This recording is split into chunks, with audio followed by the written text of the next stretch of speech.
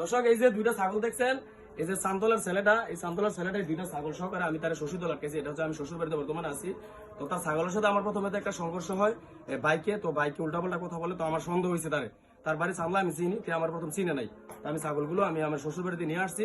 এখন এই ছাগলগুলো যদি চান্দলার বা নয়নপুর এই এরিয়া হচ্ছে আপনার ঠিক শশীদল, আমি ধরছি নয়নপুর বা শশীদল এই এলাকার যদি কারো যদি ছাগল যদি হারাই থাকেন তাহলে অবশ্যই জানান। আর তারা তো আপনারা চিনছেন সবাই, আমি আগে থেকে জানি তার চুরের অনেক অভিযোগ আছে, কয়েকবার ধরা গেছে, ভিডিও ভাইরাল আছে। তো এই জন্য আমি ছাগলগুলো আটকে রাখছি।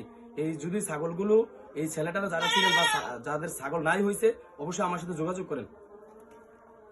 মানে ছাগলগুলো আটকে রাখছে আর কি, আর তালেবালি করে, মানে এদিক সেদিক যায়, সেনাবাহিনী আনবো এই আনবো, মানে বিভিন্ন আবেজাবে কথা বলে। তার ফুফুর বাড়ি আছে, এই বাড়ি আছে, সেই বাড়ি আছে, পরবর্তীতে কোনো কিছুই মানে নাই এখানে মূলত। তার প্রথমে বলছে তার বলছে ফুফুর বাড়ি পাশাপাশি, কিন্তু ফুফুর বাড়ি নেই। পরবর্তীতে বলছে এখানে মমতা সর্দার কি আবল তাবল বলতেছে না, পরবর্তীতে বলতেছে সেনাবাহিনী আনবো।